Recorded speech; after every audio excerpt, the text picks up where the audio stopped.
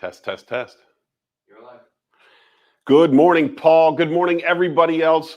Welcome to my channel, Liquidation Motivation. If you haven't liked and subscribed, please go down below and like and subscribe. Hit the bell notification if you're watching on YouTube. If not, please go over to YouTube and subscribe.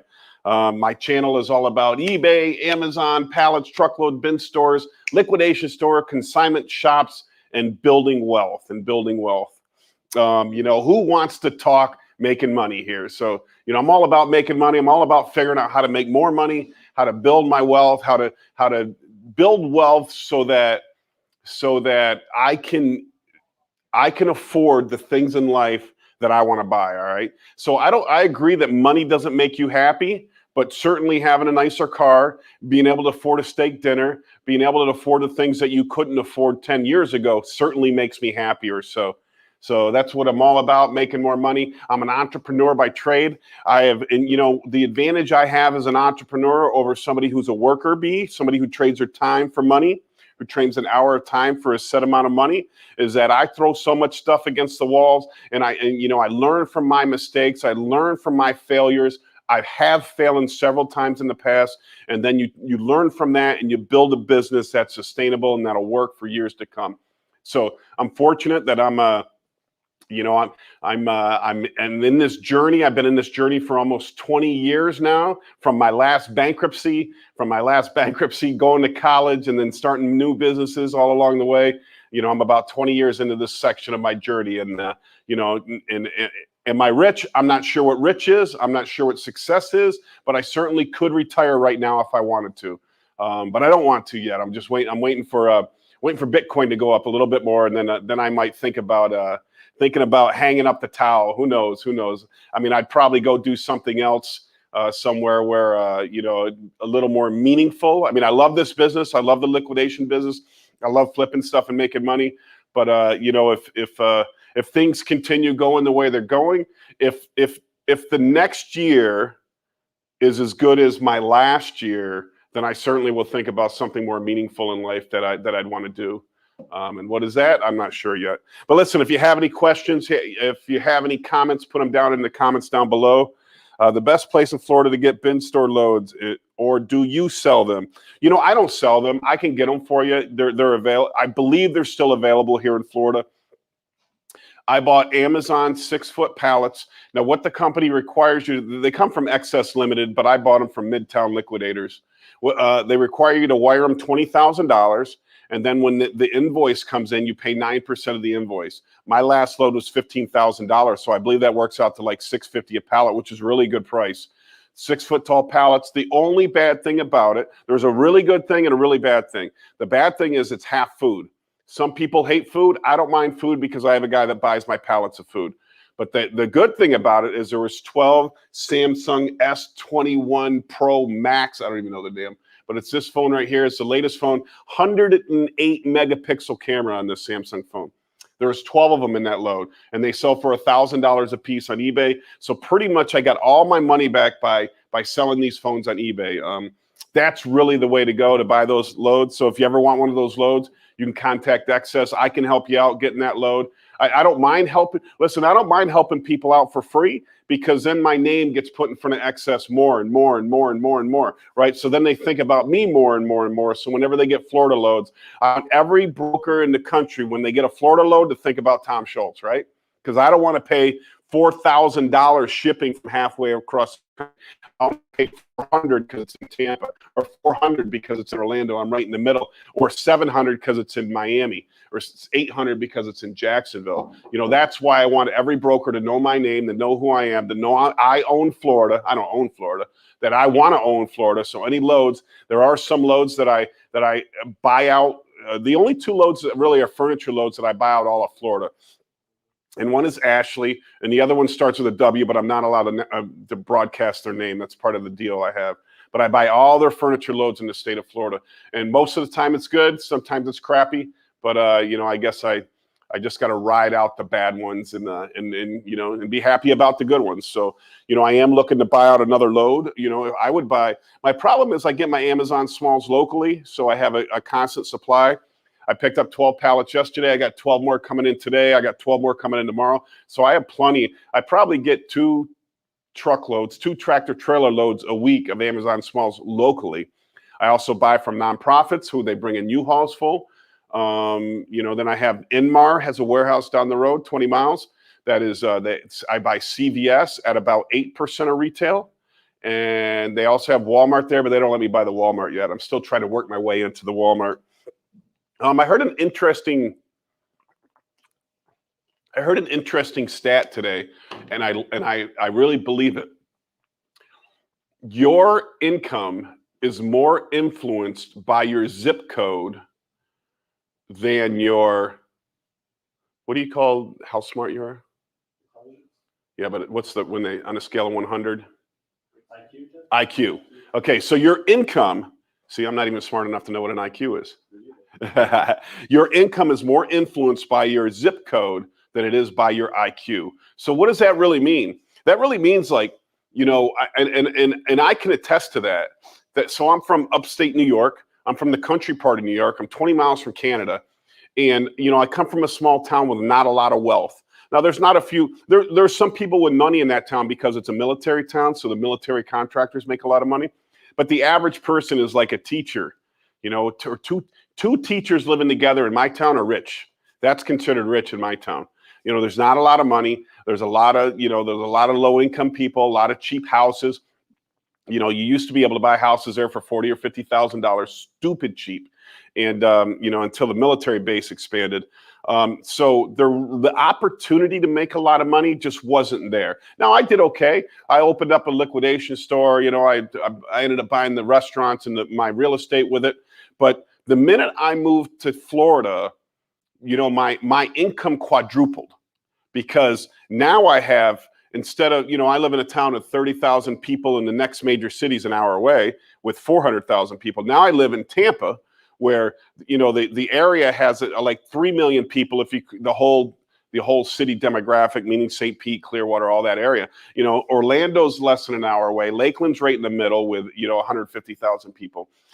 It's just because of the opportunities of the area I'm in, I quadruple my income. So if you're living in if you're thinking about this, and listen, I understand and I enjoy small town life. It was easier being a big fish in that pond. Now I'm a little fish in a big pond, because I had some guy the other day drove up in a Lamborghini. It's like one of 50. It's my business partner's friend. He had one of 50 Lamborghinis, and he paid $800,000 for it. $800,000 for it. That is just absurd, ridiculous. I mean, good for him, right? I mean, I don't know how much bank he's got to have buy a car for 800 grand. And I know he didn't pick up the bill at dinner, but he'll pay 800,000. So he's a cheap son of a gun, but he's got enough money to buy a car like that. So I don't know what he's got in the bank. I know he's a dentist and sold a whole bunch of dental practices. So think about it. Think about that. I mean, nobody has a car over, probably 60 or 70,000 where I live, except for the great big trucks, right? All these guys that are buying these huge trucks, the construction guys. But so think about it. You're better off moving to a better location if you live in one of these small towns. Contemplate that. I'm not recommending anything. I'm just saying that I quadruple my income moving to a big city. Food works for me. I separate and usually sell it for $2 or $1. Yeah, the food that I got in those pallets were more like what you get at Sam's Club, like bulk pack stuff. It'd be like a 10-pack of mac and cheese, or dog food, or coffee, a big thing of coffee, K-cups, a lot of K-cups. So I don't mind food. You definitely can get more than $1 or $2 out of this food that's going to be in these pallets. I palletize it. And I put it in 4-foot pallets. I make sure it's overflowing, and I sell it to a gentleman for $350 a pallet. He's a reseller, so I don't even know what he's getting out of it. He claims he doesn't make any money, but I never believe him. Anybody says that to you, don't believe him. Hey, I don't make any money on this. Don't believe him. Don't believe him, because nobody does this shit for free, okay? Everybody's got to make some money. Does he make a little bit of money on it? I don't know. Maybe he sells them for $400 or $450. But if he's buying 6 pallets and he's making $100 a pop, that's $600, and it probably takes him a couple hours of time to handle the deal, which I think is a good deal. Making my move to buy out all of Amazon bulk in California. Good. I mean, that's great, Anthony. That's the way to do it. I do see these bulk loads coming up lately. About $3,000 for a truckload. Bulk loads are getting bigger items: TVs, treadmills, office chairs. I mean, they're nice truckloads. I like the truckloads. I wish I had some bulk near me in Florida. I would certainly buy them. I have a big store, so if you have a big store and a lot of space, you don't mind the bulk. You know, if you're just doing a bin store, you can't do the bulk. So bulk is good. Nobody's really buying the bulk, so the price is absolutely low. IQ, thanks, Paul. IQ, yeah, I don't have the IQ to remember the word IQ. You talk about manual to bin store. Is it ready? So it's still in the works. We do have. Is our website Liquidation? LiquidationMotivation.com? Oh no, .net. I don't. We're building the website right now. So as soon as that website is up and running, we're going to have all the links right there on the website. Esteban's working on it. We'll have all the manuals, the cleaning charts, everything that we have for our bin stores, for our liquidation stores, right on there, free for everybody to use. And if anybody out there has any systems that they use and are willing to share it with us, please send it in. You know, email it or private message it to me, and you know, because I'd like to figure out how we can put one good manual together and then let everybody use it for free. You know, so thank you. You talk about where did you say you get CVS? I missed it. I buy CVS from Inmar. Inmar has the CVS contract. It's right down the road for me, right here in Lakeland, Florida. So I buy a lot of CVS from them. I don't buy it all. So if anybody else wants to buy it, you know, I'd be happy to set you up with that.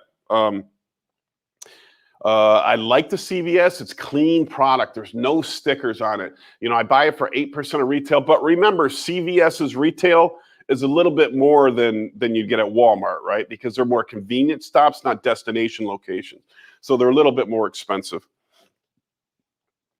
I've never, what David said, he's never buying me lunch again. David is selling out in Colorado, but he also has a house here in Florida. I don't know why you're not buying me lunch again, David.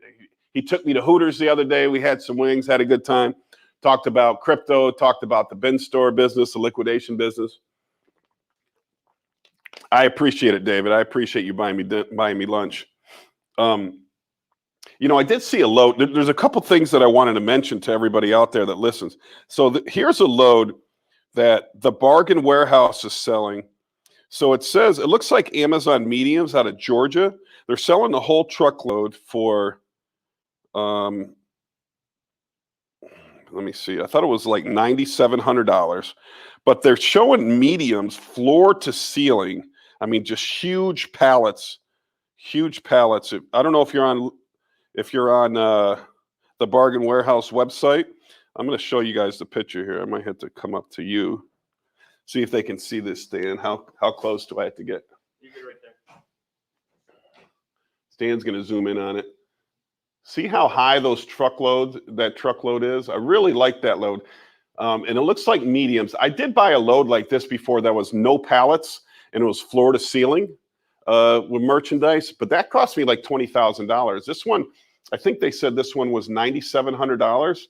I wouldn't mind buying this load, but this is my problem. If you're in my group, Bin Store Co-op, I don't know where you're watching this at right now, but if you're go on Facebook, go to Bin Store Co-op and join that group. This same company marked up a load from Excess Limited from $40,000 to $46,000. I really didn't like that. I didn't like that they're making a $6,000 profit off of brokering a load, which just takes a couple phone calls to do.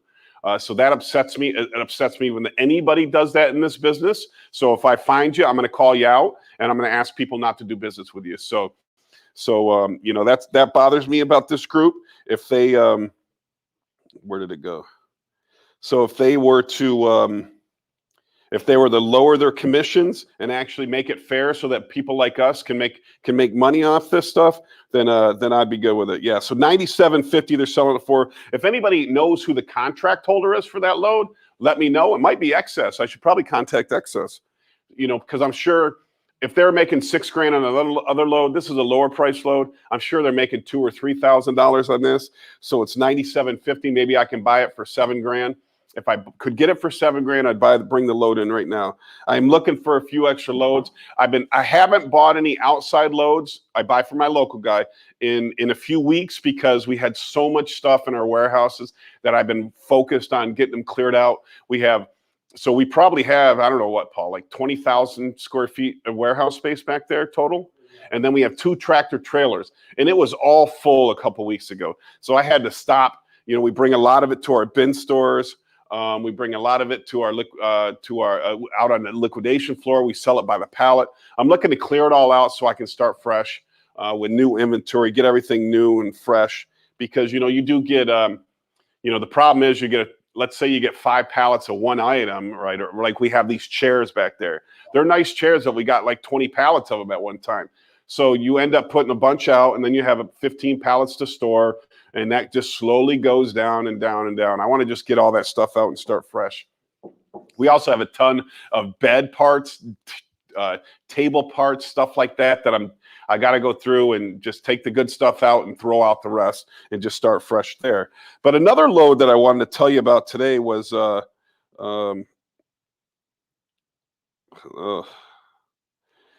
dealing with the virus.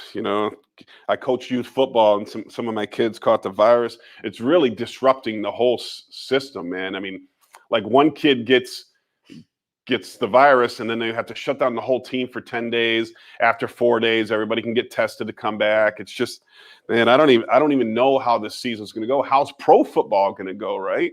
I mean, that's going to be crazy, right? I mean, what if somebody on that? What if they want a pro football team to quarantine? You said earlier, 252,000 kids thus far. Yeah, 252,000 kids caught the virus. And then, now listen, if you look at the stats, the under the age of 20, I mean, minuscule chance of having any long-term repercussions. Minuscule, hardly zero, just a hair over a zero. Okay, but my problem is if that kid's around somebody who's compromised, who can be compromised, and we've felt some of that close to our store. I went from saying, listen, I don't know anybody who's died, to now it's been 3 people in our circle that have passed. Now, I didn't know any of the 3, but I know I'm one person away from those 3. So I got to take this stuff seriously. I can't just be nonchalant about it. You can talk, Paul. Fox 13, 200 teachers a day are coming up. 200 teachers a day. Yeah. It's just crazy. It's just crazy.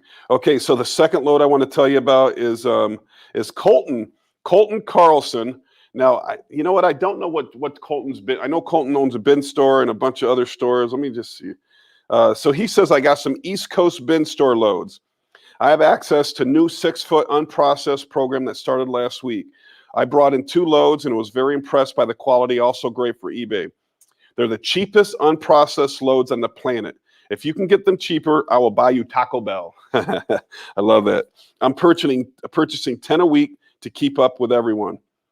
So if anybody's interested, they should reach out to Colton and see if they can get some loads from him. David said he doesn't want to buy me lunch anymore because the cheap guy with the Lambo didn't buy lunch. There you go, David. You're right. But I believe I believe you need to pass it around. The guy with the Lambo, there's some people out there. There's some people out there that are very, very cheap, and but have no money, and there's people that are cheap that have a lot of money, and I disagree with that. There's a story about this old homeless man. I don't know if he was homeless. This old man was selling eggs on the side of the road, right? And this lady pulls up in a Mercedes and gets out and she says to the homeless man, "How much are the eggs?" And the homeless man said, "They're $3." And the lady said, "I'll give you $1." And the homeless man said, $2. And the lady said, "I'll give you $1." And so the homeless man took the dollar. So the young kid, the son that was next to the homeless man said, "Why did you take the dollar, Papa? You didn't make any money." And he says, "Sometimes you just got to let it go. You just got to let it go." And then the lady in the Mercedes got back in her Mercedes and went to lunch and went and spent $150 on wine and escargot at lunch, and I don't want to be that lady, So whenever I'm out, whenever I'm in a tip situation, I want to tip healthy. I want to be known as a good tipper. I want to spend money. I want other people to grow and prosper.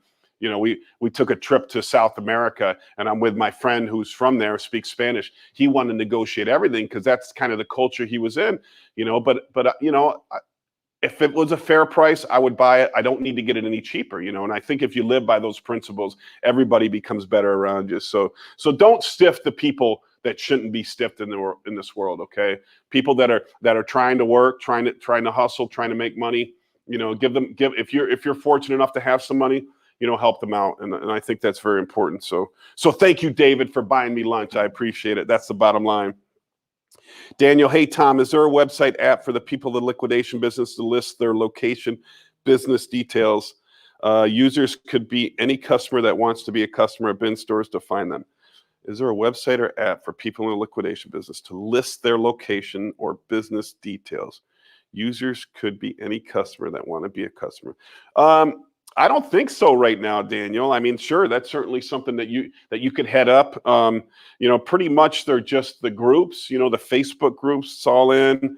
We do the bin store co-op group, which, you know, basically we let anybody in there. We just don't want brokers to post unless a broker posts a load that I feel is valuable to the group. I want to make it clear, I don't make a penny off any of these guys. I don't care to make a penny off any of these guys, but if they bring value to bin stores, to flippers, to liquidators, then I do leave the posts up in the group. You know, certainly the load that Colton had on there earlier, I would leave up. I'm going to leave that load up. There was more to that message on there. It was something else that I thought he had that was super cheap. Maybe I can go into Facebook and find it, but yeah, because he had another post. Let me see, bin store co-op.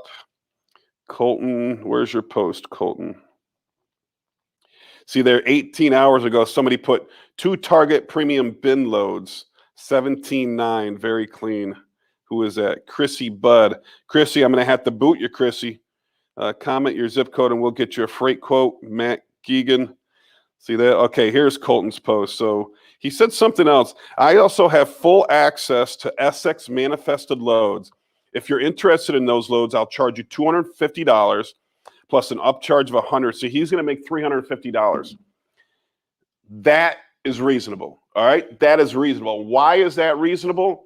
So Colton has access to Todd over in Essex, right? I believe the guy's name's Todd. And you know, Todd won't talk to everybody. I have the world's largest liquidation store, 2 bin stores, and I've had a hard time getting Todd's attention. Why? Because I buy most of my stuff locally and I don't have to outsource it to be a truckload buyer. But he's the one who sold me that floor to ceiling load. I bought one, I think it was like $20,000, and he never talked to me again. Finally, after Corona, now he starts emailing me the loads. But most people he won't talk to. If you got one bin store and you buy 1 truckload a month or 1 truckload every 2 weeks, he doesn't want to deal with you. He wants to deal with Colton, right? Because Colton sells 50 truckloads a month for him. So you got to go through a guy like Colton. You got to go through a broker, but make sure it's a big broker. Don't go through these small-time people, you know, that want to charge you $6,000 a load. That's ridiculous. That's ridiculous. What was that? Bargain Warehouse? That's ridiculous, guys. Bargain Warehouse. That's ridiculous.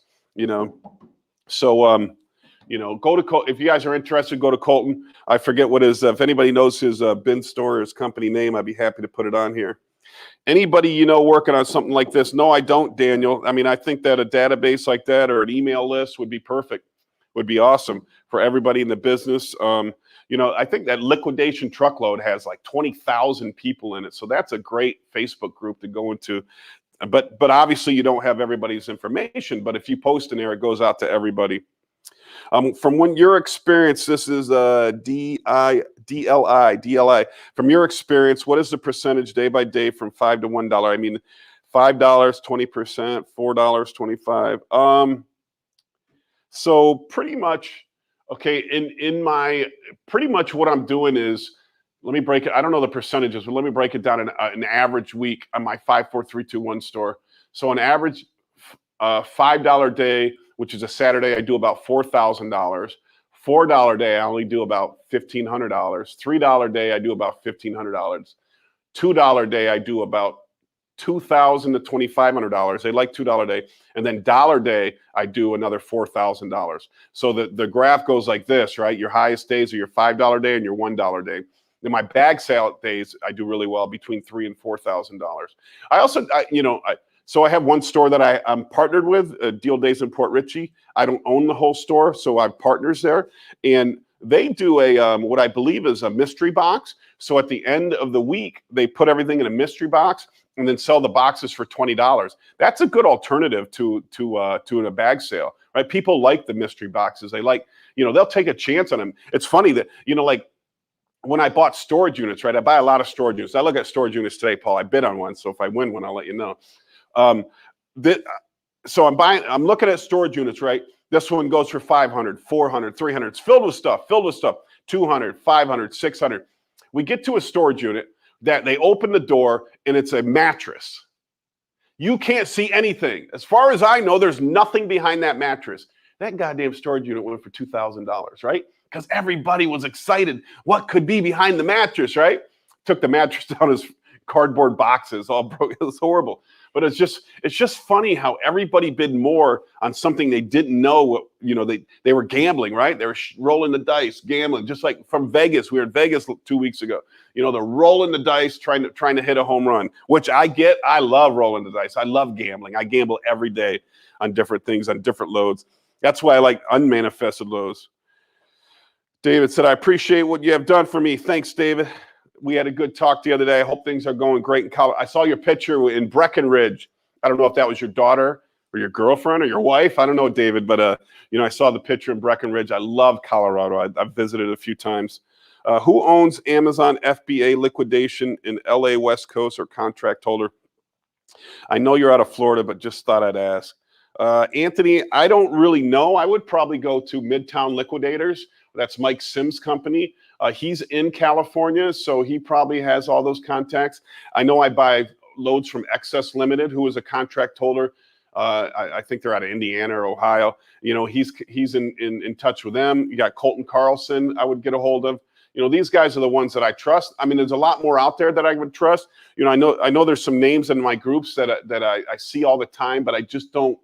I've never dealt with them, but I'm sure they're trustworthy. But be careful of the people that aren't trustworthy, okay? Because a lot of people out there that aren't trustworthy. You know, I have a video from that I got scammed. I sent money to somebody and they scammed me. They didn't send me the load.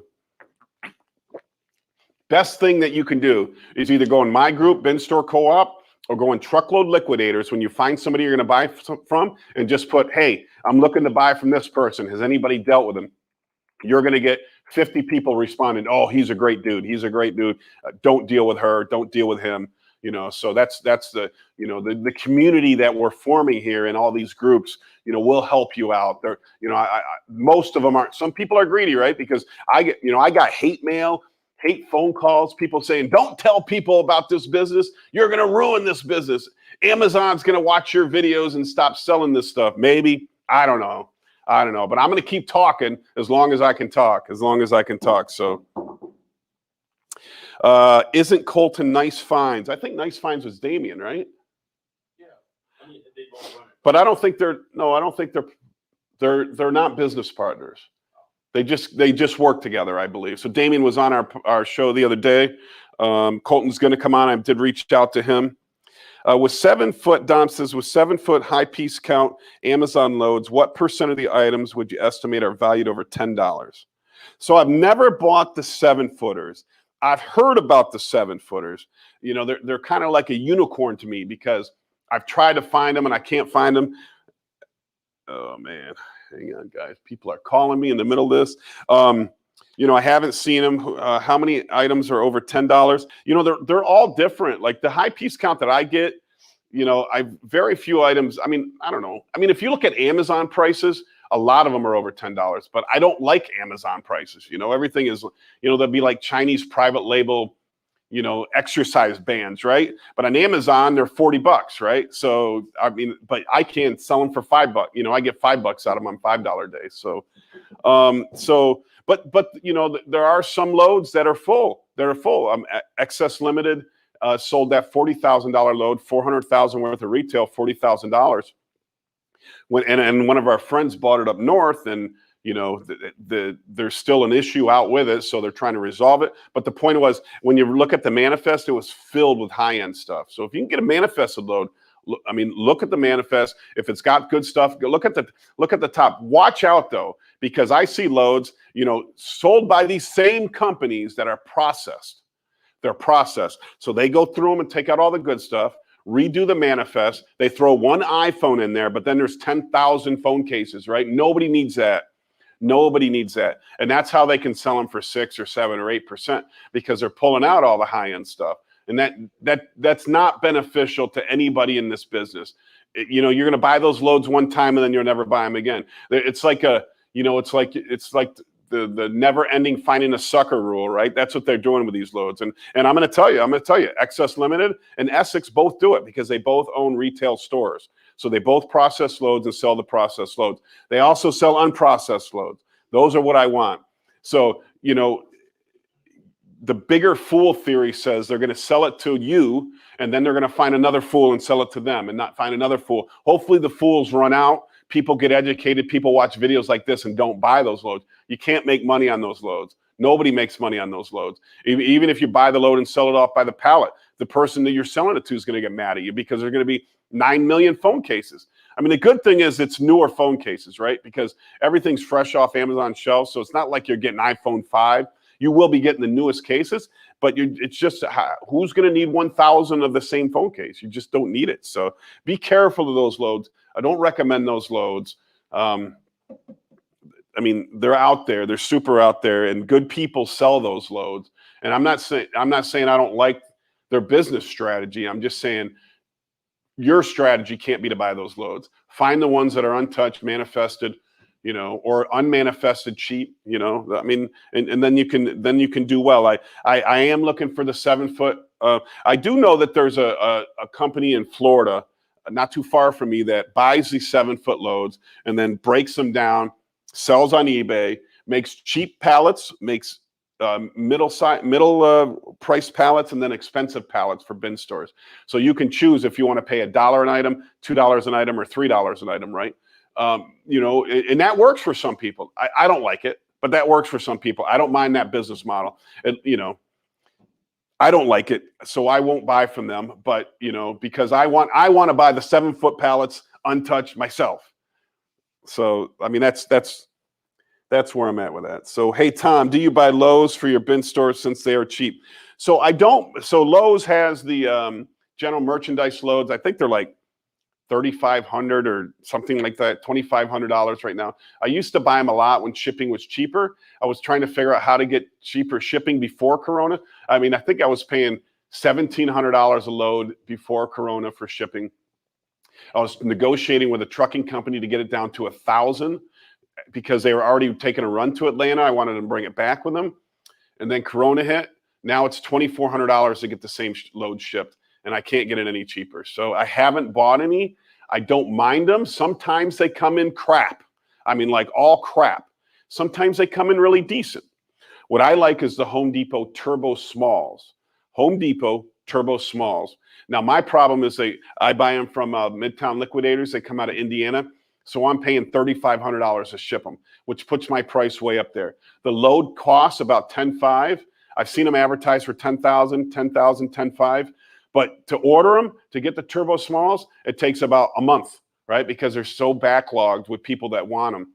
So you got to get on that list and you got to buy them. So, I know that other people, if you're close to the distribution center, I think they're in Indiana, you're only paying $500 in shipping. I got to pay $3,500 in shipping. So, that adds another $300 a pallet onto my cost, which doesn't make a lot of sense. I mean, I just can't sell them as cheap as everybody up north. I wish there's also a center in Georgia, and I don't know and I know they have the Turbo Smalls there, but I think somebody must have bought the whole contract out because I can't get them from there. I think Registrix owns the Lowe's contract, I've bought from them before the general merchandise load. You just have to get in the door with the guys that sell the tool loads, the guys that sell the high piece count loads, and I'm not in the door with them. I'm only in the door with the person that sells the cheaper loads. In a bin store, you let the customers set the price. What's it worth to them? No. Bin store, price is set each day. So one store, Saturday is $5, Sunday $4, Monday $3, Tuesday $2, Wednesday $1. And I don't stray from that. Nobody gets a discount. Even if you're an owner of the company, you don't get a discount. All right. I stick to that rule there. Managers can't buy stuff early. If employees go on break. So what I do is I put the whole load out. The employees have to work 4 hours and they can go on break. And if they want to shop while they're on break, I'm fine with that. But they can't buy early. They're not allowed to buy early. I don't want to compromise the inventory there. I need the customers to get the good deals. If the customers get good deals, then they keep coming back. So no, people always come up like, oh, I'm going to buy 20 items. Will you give me a deal? No, come tomorrow if you want a cheaper price. You know, that's how it works in the bin store. I don't sway from that. I keep it that way. Hey, Tom, are there any places you can recommend near Baltimore where I can purchase pallets or truckloads? Not really sure about Baltimore. I'd reach out to Excess Limited. I'd reach out to Colton's, I think, in Nebraska. Not that that's close to Baltimore, but, you know, talk to Colton. I think there's a lot of fulfillment centers around your area that you can buy stuff from. I would go to Liquidation Truckloads on Facebook, sign up for that group, 20,000 people in there. Say, I'm looking for pallets, truckloads near Baltimore. You'll get about 100 responses. Be real simple. Anthony says, in a bin store model, the people decide what it's worth to them. Our job as owners is to find a better quality loads. Yeah, 100%, definitely. Customers decide what it's worth to them. Right. So if they think $5 is too much, maybe they come back on $3 day to buy the same item to see if it's still there. You're right. They decide that. I just don't sway from my pricing. My other bin store with Bing runs, it's 20, 10, 5, 4, 3, 2, 1. I'm working on my third store. I think I might do 10, 7, 5, 3, 1. Contemplating it, not sure. I'll let you know how that turns out. David said, yep, that was my daughter, Kaylin.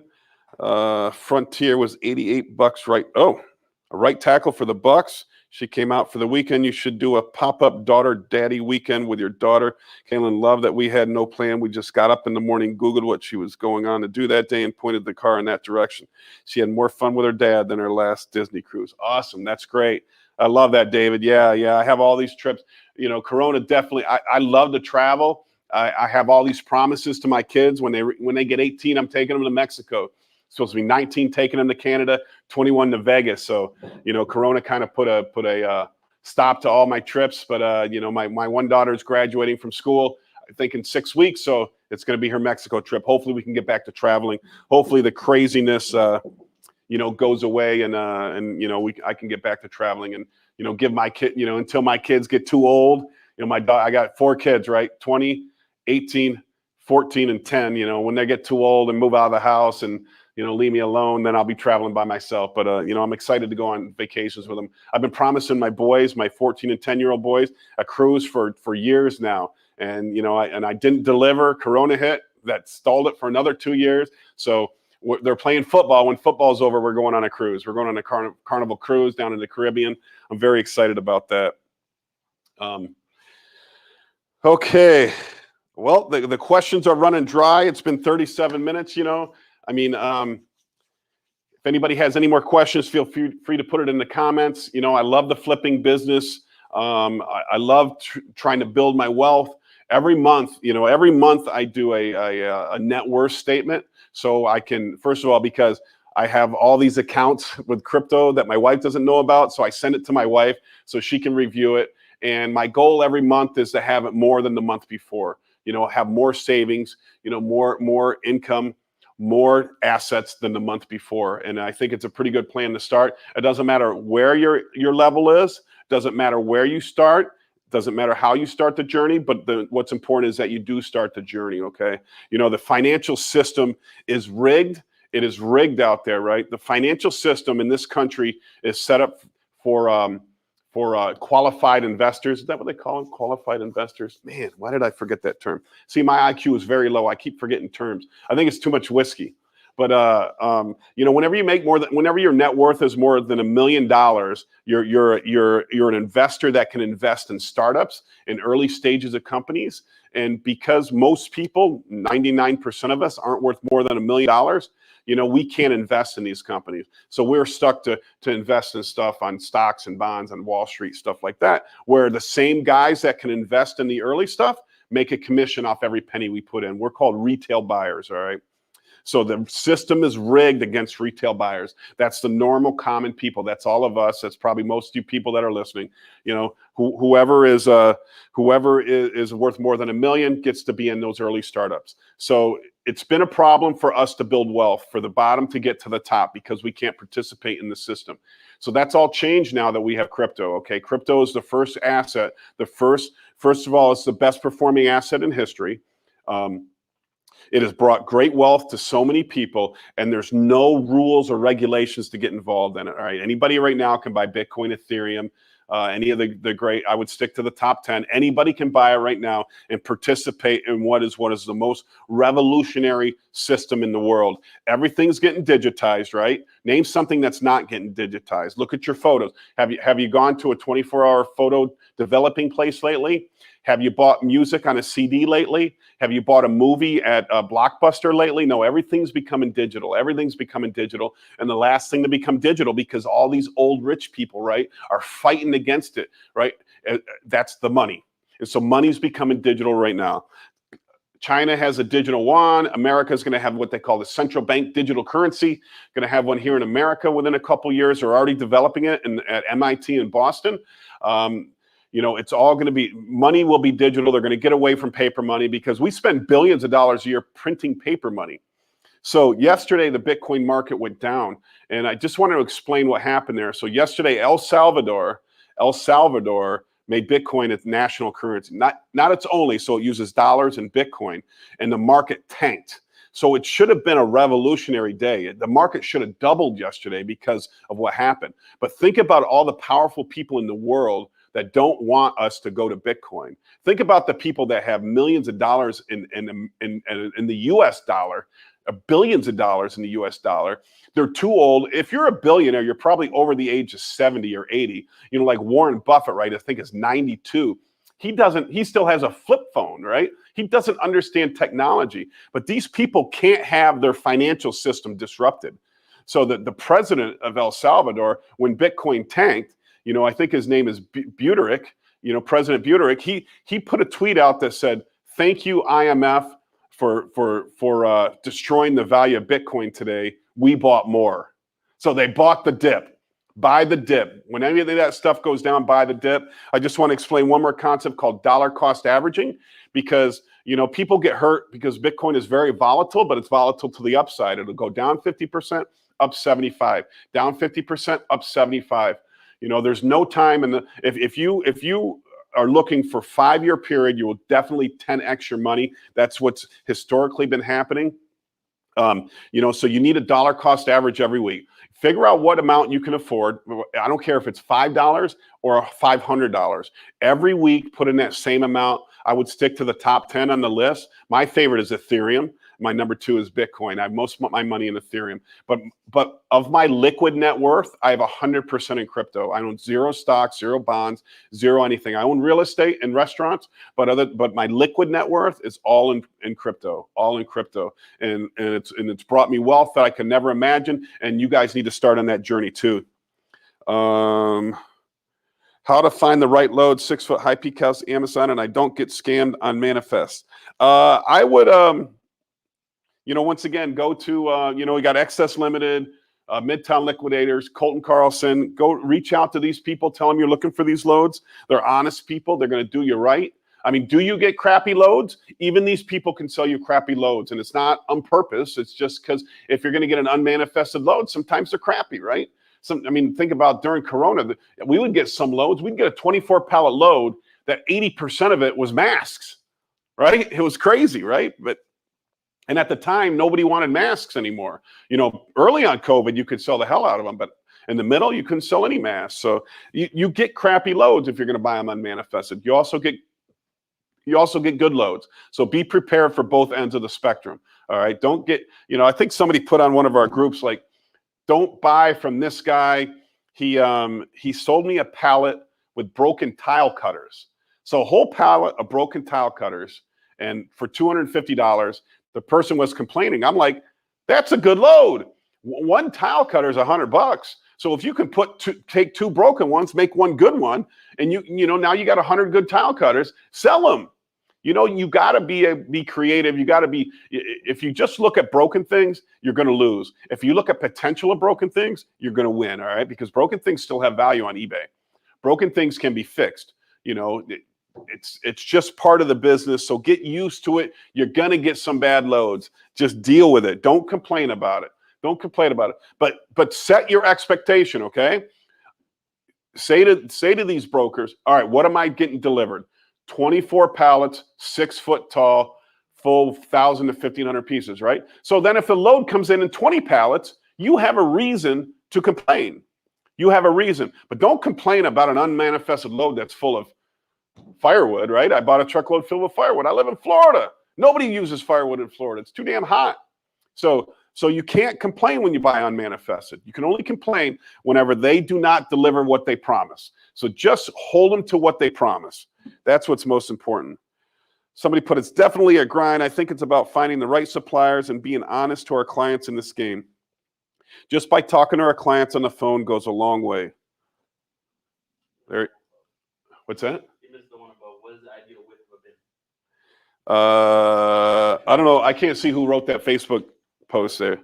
It's definitely a grind. I think it's about finding the right suppliers and being honest with our clients. I don't know who's saying that, but you're 100% right. Being honest with our clients in this game.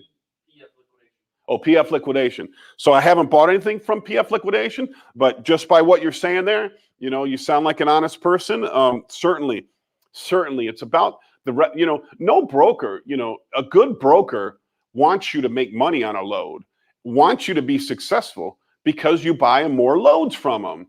So find a good broker, find somebody who's honest with you, find somebody that's not killing you on a load, and and keep using them. So yeah, exactly. It's about being honest to our clients in the game. DLI put, what is the ideal width of an aisle between bins?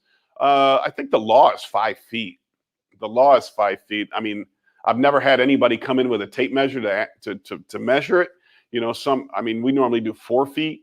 Our bins are 4 by 8, but we do have them separated.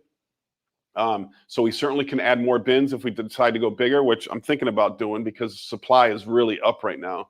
But yeah, I think 5 feet's the law. At least that's so I'm a New York guy. I live in Florida now. I've been here 6 years, but I know all the New York laws. I really don't know the Florida laws, and I don't know if it's any different. You guys are upgrading with special 360 video. Good work. Yeah, that's stupid cool, that camera. We're doing a walk around channel too. We're doing a whole bunch of new channels on YouTube. And Stan has the new GoPro that does a 360. So we're going to do, I don't know, maybe monthly walk arounds in my store so that customers can look through the whole store. They can pause it. They can look around 360. They can look up at the ceiling. They can look down at Stan's head. They can do whatever they want, right? And they can see everything in the store. And it's so clear. It's 4K. It's amazing video. 5K? It's 5K. See, Stan knows way more about this stuff than I do. So yeah, I like that. Somebody said Facebook manifests are never accurate. Yeah, that was the problem. So most of the time they guarantee the accuracy to a certain percentage, like 95%, 90%. I know the guy who got the $40,000 load from Excess, came in at 50%. So he does have a legitimate complaint.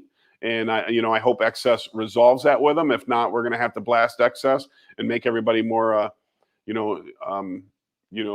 more conscious about what could happen to these loads. Patriot Fulfillment. Oh, there we go. Patriot Fulfillment Inc. There you go. That's PF. There you go. All right. Thanks for the post there. Yeah. Reach out to Patriot Fulfillment. They can help you with your pallet needs. Paul, I think ADA requires 42 inch. So 42 inches, what? 3 foot, 36, 3.5 feet. That could be true. That could be. I know that, yeah, you're probably right. There's probably a federal minimum that they have, and then the states can go above that minimum. So he's saying ADA is 42 inches wide. I'm wondering if traffic's going one way. What happens if they're going both ways?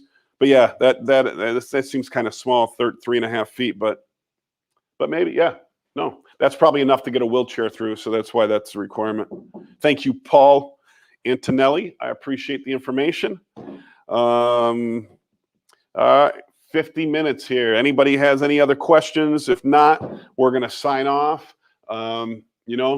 Make your money, put it in appreciating assets, keep track of all your assets, grow your wealth, become rich, become wealthy. And what is rich? What is wealthy? I think in my mind, it's doing the things that you want to do without having to worry about money, right?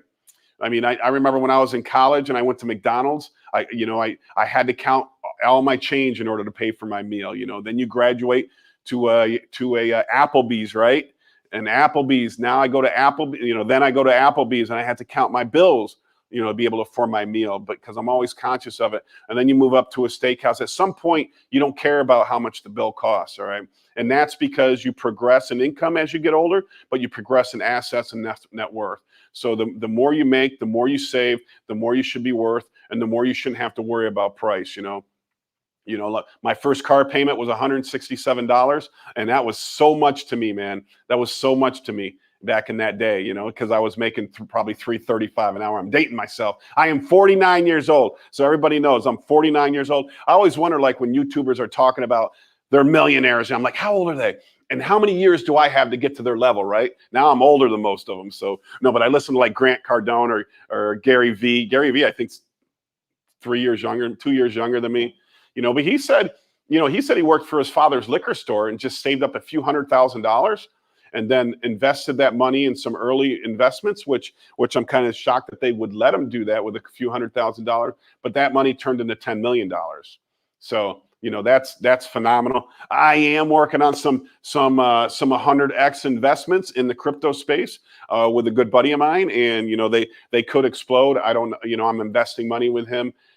In the Cardano realm, in the Ethereum realm. I bought an NFT the other day, guys. This is the craziest thing I've ever done. Does anybody know what an NFT is? An NFT is a digital representation of a picture, right? So it's you're owning a digital picture. And so I bought a gorilla. I forget what's even called because my partner is managing the accounts. So I bought a gorilla NFT, $21,000. My wife thought I was crazy. My wife was like, why the hell would you buy that? And, you know, so we actually bought 2 of them. We sold one off immediately, which, you know, my buddy thought they would go up. They weren't going up. So we'll see what happens. I'm going to hold on to it to see if it goes up. But yeah, NFTs are huge in the crypto space right now. Decentralized finance is huge. Cardano is just coming up with smart contracts. So they're developing a metaverse, which is a virtual land like Ready Player One, and you could buy land on there right now for pretty cheap. So we bought a whole bunch of land because if it does take off, you know, land on places like Decentraland is, you know, something that cost $500 2 years ago is now $50,000 on Decentraland. So I'm buying virtual land. That's one of my new investments. Why would you buy an NFT? Yeah, I don't know, man. I just got excited. He got excited about it. It was one of those, I think it was a Bored Ape, which is like exploding right now in the crypto space. So he asked me if I would do it. So I did it, and I'm losing money right now, but I'm in it for the long term. So Jason says, do you buy electronic loads to add to your bin store with the basic bin loads? So, you know, if I can find the scrap loads, I buy those. I mean, I was offered them in Canada the other day, and that's why I can talk about them, because most people don't want me to talk about them. But they're really messy. But I like them because they fit well in a bin store, because, you know, you might have like LED garden lights, right? But they're not in a box, they're separated. You can just put them all in the bin store. You're going to get phone chargers, you're going to get power banks, Bluetooth headphones. You know, you're going to get LED light bulbs. You're going to get Hue light bulbs, you know, and those sell well on eBay. You get all those. I mean, I really like the scrap loads. They're not always available. I'm having a hard time finding them. Like I said, I was offered them in Canada. I would buy the price they gave me. I would buy them all. So I'm trying to secure that deal. And if I get too many, you know, we'll let other people buy them too. So I do like those loads. You don't really get straight electronic loads, right? Because first of all, they probably sell them at 30% of retail. So that makes them that means a truckload's going to cost you $300,000 or $400,000, which most people can't afford, you know, but so they sprinkle them on top of the high piece count loads, right? So there might be a high piece count load with 24,000 items in it, but 500 of those items are electronics. So that way, if they put the electronics with the high piece count loads, the stuff that's hard to get rid of, right? Then it's easier to sell. So you very rarely see the electronic loads. Why would someone buy the Mona Lisa? Yeah, I get that. Why would someone buy the Mona Lisa? You know, what is a collectible? You know, I love collectibles because you know, certainly there's a lot of money in it, and I put a lot of thought. I've done a lot of videos on collectibles. You know, what you play with as a child, you want to collect as an adult. you have your most purchasing power in your 40s and your 50s. So I'm 49, I'm right in the middle of that. So I'm thinking, like, what did I play with as a kid? I need to buy that kind of stuff now and then hold it until for 10 more years and then sell it. So in the next 10 years, everything I played with as a kid is going to be much more valuable because everybody's going to be at the peak of their earning powers, right?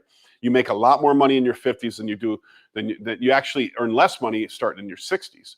So, my era was like Evil Knievel, Stretch Armstrong, Star Wars, but the kids a little bit younger than me was like Masters of the Universe, Teenage Mutant Ninja Turtles, all those kind of things I always want to buy right now. They're collectibles. So now think about, will somebody buy a digital representation of something actually Topps baseball card just announced they're going to release the baseball cards as an NFT. They're probably still going to do the print, but they're going to do an NFT now. So let's say they issue a great rookie card. They might issue 1,000 of them, right? 1,000 of this rookie card. They're going to be number 1 through 1,000. If you get number 1 of that great rookie card, the exponential value of that NFT, it's hard to wrap your head around it. But what is money? What is collectible? It's anything that people deem money, anything that people deem collectible, right? I mean, imagine like they sold off Twitter's Jack Dorsey's first tweet, right? Jack Dorsey's first tweet went for millions and millions of dollars. I think that is super cool to buy. That will be worth as much as the Mona Lisa in the future, right? I mean, we're going to a digital world. We're changing to a digital world. Everything's going digital. And why wouldn't Jack Dorsey's tweet be worth just as much as the Mona Lisa? I think there's a huge proposition to say that it is. Are my kids, right? My kids are 10 and 14, 18 and 20. Are my kids going to find value in the Mona Lisa in the future? I don't think so. I think they're growing up in this world, and that's where they're going to find value. If you've ever watched Antiques Roadshow, right? Watch Antiques Roadshow because it's on PBS. So they're showing episodes from like 10 years ago, 20 years ago, right? And you watch it, they'll show, let's say this was an antique 18th century, whatever vase, right? 20 years ago, the value of it might have been $10,000. Now today they're putting current value, right? It's $19,000 20 years ago. Today it's only worth $7,000. Why? Because those kind of things are going out of style. The younger millennials aren't collecting 18th century vases. They don't give a shit about that. My grandmother and my mom are the ones who collected that stuff. That stuff is going away. And what's the new up and coming thing? Digital assets. So a digital baseball card that it can never be corrupted. It's written on a blockchain. Nobody can ever steal it from you. A digital baseball card, a digital artwork, digital anything. Songs are becoming digital. Your driver's license will be digital. Everything will be digital, and it'll all have a value in the future. So I'm very, very, very excited about it. But Ton's NFT is ugly and scary looking. Yeah. Esteban did see my Bored Ape that I paid too much for. It is ugly. It is scary. I don't get it why it's valuable, but I get that there's a mania behind it, and I was hoping to capitalize off that mania. But I can see how owning, I'm not a big baseball fan, but if you were to own a rookie card and it's the number 1 rookie card from one of the greatest players of all time, it's going to be worth a ton. Think about it. You don't need to go get it graded anymore, right? It's a digital representation and you own it. You're the only one that owns it. It's so cool. It's such a great concept. The future is so incredible. I want to start T.J. Tennyson, sports cards was dead for a while. Yeah, sports cards were dead for a while. But, Corona kind of brought them back. Gary Vee kind of brought them back. Now they're going for astronomical returns. I mean, it's the iconic players. Gary Vee's a big basketball guy, so he likes all them. There is a lot of value. We don't see the baseball card stores like we did in the 80s, but there's certainly stupid value in these one-off cards. It's like an autograph card with a piece of the bat, that's graded. Those kind of cards are going for stupid money. So there is value in all these cards. I bought a bunch of cards before Corona. I was investing in crypto. Half my money was in crypto, half my money was in collectibles. So I was buying comic books, I was buying baseball cards, I was buying anything that I thought would be worth more money tomorrow than it is today. But since Corona, I got rid of all that stuff and I put everything 100% into crypto. I was selling all my comic books. Almost all of them are gone now. I want to start selling online first, then graduate to a storefront. Do you sell small quantities and pallets? I do sell pallets here in my store just because I buy too many. I buy too many pallets, so I have to sell off my excess. If I touch a pallet, I'll tell you. If I don't touch a pallet, I'll tell you. It's real important that pallets are untouched. Most of my pallets are untouched. There are some that we do put them together just because we might have a lot of something, so we do put them together and know what's in it. But we'll tell you that whenever we sell them to you. We don't make much money on pallets. It's really just a business to keep in the business. We want to be the biggest buyer for the people that we buy from, so we buy everything they got so they don't go looking for another buyer. The minute I say I don't want that, they bring in another buyer, and now I have to compete on every load. All right, so that's why I buy everything my sellers have. So you want to start selling online first and graduate to a storefront? Yeah, certainly you can do that. Getting the storefront does make things a little more difficult, a little harder to be profitable. I've always thought that you had to go big, but yet, my great big store is not super profitable. It does good. We've only been open 2 years. I'm thinking that in the future it's going to do better. But our bin stores do very well, so I'm very happy with our bin stores. Paul said, "Where do you buy land on Cardano?" I don't. The good thing is that my partner in this space is a huge Cardano bug, and he bought Cardano Space. I think they call it Cardano Space. So he bought a 6x6 plot with some special attributes to them. And I don't even know. One of them is that you can have sound on it, and there's only 500 people that can have sound. So what it means is you can release a song on Cardano if you have one of these sound spaces, and then people can come to your space and listen to the music. So if you get somebody famous releasing something on your space, the value of your property is just going to go up. And there's only a small amount of those in Cardano. Now, I'm not a big Cardano guy. I'm not recommending Cardano. I don't believe in that yet. I do own a small bag of Cardano. I bought it just in case they did become king. I'm more of an Ethereum buff. So if my buddy was watching this, he'd be upset that I'm saying that.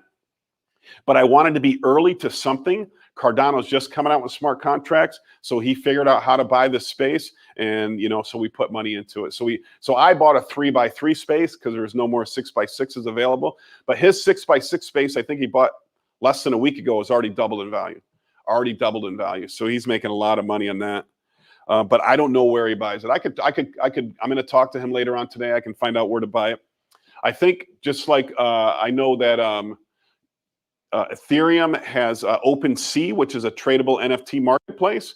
I believe Cardano has a similar one. I just don't know what it is because I don't care to dabble in it. I just really my deal with him is him and I partner up, pay 50-50, and he spends the money because he's a techie guy. I'm not a techie guy. I'm more of a sales guy. And so he knows about all these early projects, and so that's why I give him the money and let him spend it. So hopefully it will pay off in the near future. Although my ape project is not paying off yet. I might have paid too much for those. Oh, Paul found it. Thank you. All right, great, Paul. I'm glad you found it. I'm glad that you're getting involved in this kind of market. Crypto is so exciting, so exciting. That's two terms that you need to understand for the future. If you fully understand blockchain and you fully understand decentralization, it'll change your mind on all of this, because right now it just sounds like a bunch of crap. I'm sure that's if you haven't invested the time into crypto, and I have a lot of friends that I got into crypto, but they still don't know the truth about what it is. They still don't know about decentralization. They still don't know that I don't think there'll be countries in the future. That's a weird concept, right? There'll be no countries. There'll be no businesses. There'll only be few businesses, service businesses. But businesses like Amazon and eBay will go away, and they'll be written on a blockchain. So nobody will own them, but anybody who participates in the company will own them. And it's a hard concept to wrap your head around. So once you can wrap your head around that, you come to these epiphanies that you're gonna live. I think citizenship in the future is going to be in a metaverse. You're going to live in Decentraland or the Sandbox or maybe in Cardano spaces. And you're going to be in your room with your VR. I just think it's so cool. The future is so cool. And I know some people don't like me talking about it, but I'm very excited about it. And like I said before, it's brought me great wealth, and I want you guys to start that journey too. Because if you can start today putting $100 a week into crypto, into Ethereum or Bitcoin, in 10 years, you're gonna have millions. You're gonna have millions, and I don't know of any other asset that can deliver that for you. I don't know any other asset. So everybody out there who keeps saying, stay away, it drops too much, it uses too much energy, it's no good for society, only criminals use it. All these people that spread FUD, the term is FUD. FUD stands for fear, uncertainty, and doubt. All these people spreading FUD really don't know about the fundamentals of it, and really they're really hooked on the legacy financial system that doesn't reward average people like us. It doesn't reward. It rewards the rich people. It rewards the people that get to make a commission off all the money that you put into your accounts, okay? And they make commissions off billions and billions of dollars, and they become billion. It's not fair to me that somebody that manages money can become a billionaire, all right? Because there's only one place that money comes from. That's from people like you and me. All right, I don't think that's fair. And with Ethereum and decentralized finance, or any crypto and decentralized finance, all those people go away. So the term is economic rents. The economic rent, which would be the fees, the payments we pay to these people, now get returned to us. So therefore, they're eliminated. The rents come to us. If you're a stockbroker today, you should really think about a new job, especially if you're younger. I mean, you don't want to be in that business in the future. There'll be no business in the future. I mean, I took out a loan. On a site called Celsius, and my interest rate was 0.75%. So less than 1% on my loan. Try to get that loan anywhere else. 0.75%. It's incredible. It's incredible. What about Shiba Uno? Oh no, Alexandru, do not put any money in the Shiba Uno. Do not do what I did, right? Do not do what I did. See, I did it, so I made my mistake. You got to understand that. What I did is, so when Shiba Uno, I couldn't have been when it first came out because I missed the spike. But when it was at like 0.00004, I bought like 120 million of them. And then it went to 0.00008. So I lost 80% of the value of Shiba Uno. So it's just sitting there. It's what they call a meme coin. Could it go up? Yeah. The truth is nobody, I don't care who they are, nobody really knows what's going to happen in this space because it's still so early in the space that that anybody could win. I'm betting on the two big ones, Ethereum and Bitcoin, but anybody could win. One of these small chains. I put a little bit of money in Solana. I got a friend Ken that put some money in Solana. And the returns in a few weeks has been, for me, it's been 300% in just a few weeks. So they could win. They could take over everybody. I don't know, but that's why I'm putting my money in it. I'm sticking to the top 10. If you're not convinced, and I'm going to get to your question there, Saul. Look at the stat. Crypto adoption is doubling every year. Okay, so think about that premise. Crypto adoption is doubling every year, and the price is going up 200% every year. So there's 150 million people in the world that use crypto right now, that own crypto right now. That's it, 150 million. So that's how early you are if you get involved today. But do the math with me, okay? Do the math with me. Let's double this every year and see when we get. So year one, we got 150. All right, year two, 300,000 people. Year three, 600,000 people. Year four, 1.2 million people. Year five, 2.4 million people. Year six, 4.8 billion people. I'm sorry, I was supposed to say billion, right? Boom. There goes almost all the world. So 6 years, crypto will be saturated. Crypto will be saturated. Now, an average has gone up 200% a year. So let's do that math times 6 years. So right now it's at 50,000, right? Then it'll go to 150, 300,000, 600,000, 1.2 million, 2.4 million. So in my opinion, it'll be 2.4 million in 6 years per Bitcoin. So if you get on the train now, in 6 years, exponential rewards, exponentials. Don't sell it. Don't sell your crypto. Never sell your crypto. Never. Things will be valued in crypto. Have you ever tried to buy the freight from lost, unclaimed packages, pallets? No, I haven't. I'd love to buy those, though. I would definitely take a truckload of those, Sal. I don't know if you have any connections. I've seen them before. I'm from the country part of New York, but I've seen the auctions like in Miami, or even like the luggage from the airports. I'd love to buy one of those loads. There is a website, govdeals.com, where you can buy some of that kind of stuff. I know like all the knives that they confiscate at the TSA from the airports, they get auctioned off there. So you can buy pallets of like, Gerber knives. There's so much value. They go for a lot of money, but I love that kind of stuff. But I would love to buy the packages, because a lot of stuff gets lost in the mail. I don't know how much. I've sold, I don't even know, tens of thousands of items on eBay, maybe more, things get lost. Things get lost all the time. It's shocking how much, whenever you get into higher volume sales, things get lost all the time. So I'd love to buy one of those, because there's zero intrinsic value in crypto, only what people are willing to pay. Listen, John, a value of the coin is based on social momentum. Sure, 100%, John, if you're right. If your coin is not trending, it's a dead coin. Agreed, John, agreed. Because what is value, guys? What is value? Value is what two people agree is value, okay? So you and I agree, you have eggs and I have a want for eggs. We agree that I can trade American dollars for eggs. That's what we agree upon. That can be gold, that can be silver, that can be bottled water. It can be, over the history of the world, it's been shells, it's been rocks, it can be anything. It can be anything that you and I agree on. The American dollar has zero value. It used to be backed by gold, and then in 1971, in August 1971, they changed that. 50 years ago, we went off the gold standard. So they used to say we used to have $1 million in gold in the bank, and then we could print $1 million in currency. But Nixon changed that 50 years ago. Okay. Now at that point, it became a fiat currency. So that's a government-backed currency, backed by nothing. Now, some people say it's backed by guns, right? Because pretty much our government is backed by guns, right? If you don't pay your taxes, somebody with a gun comes and grabs you and takes you to jail, right? If you want to disagree with the United States, somebody with a battleship will come to your front yard.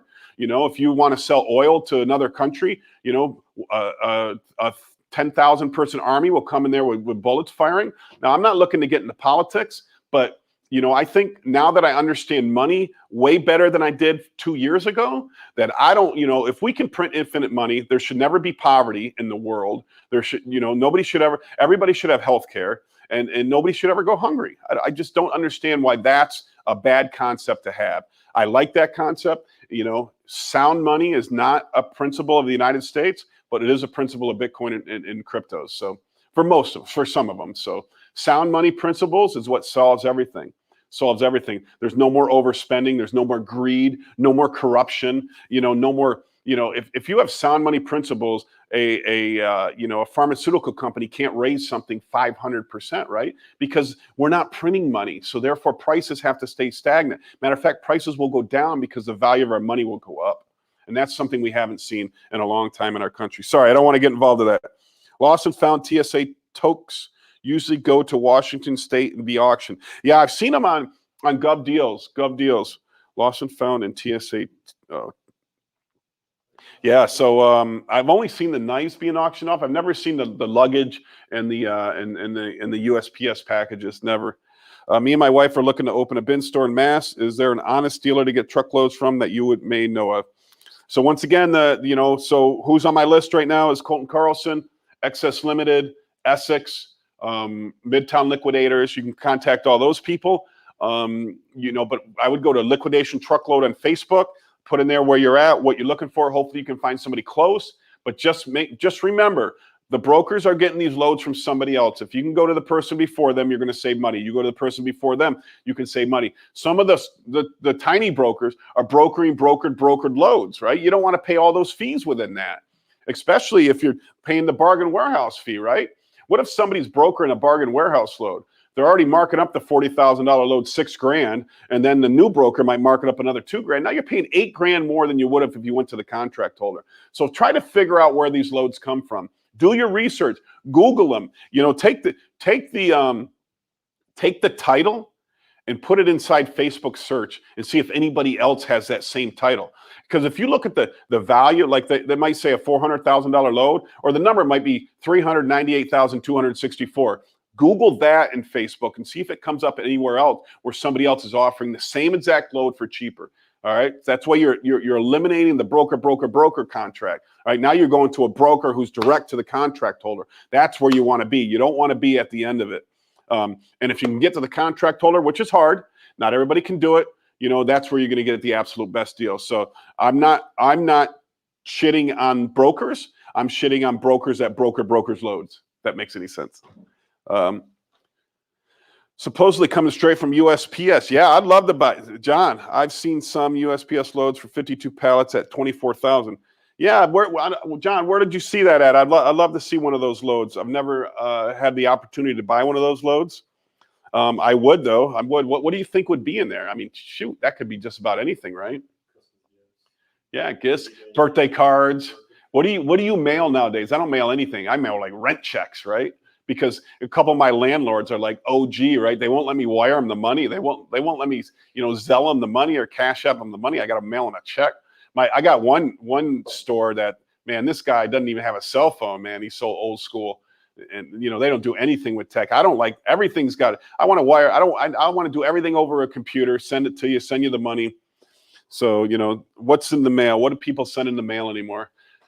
It would have to be gifts or Amazon stuff, right? Returns. I don't know. It's going to be a lot of different stuff.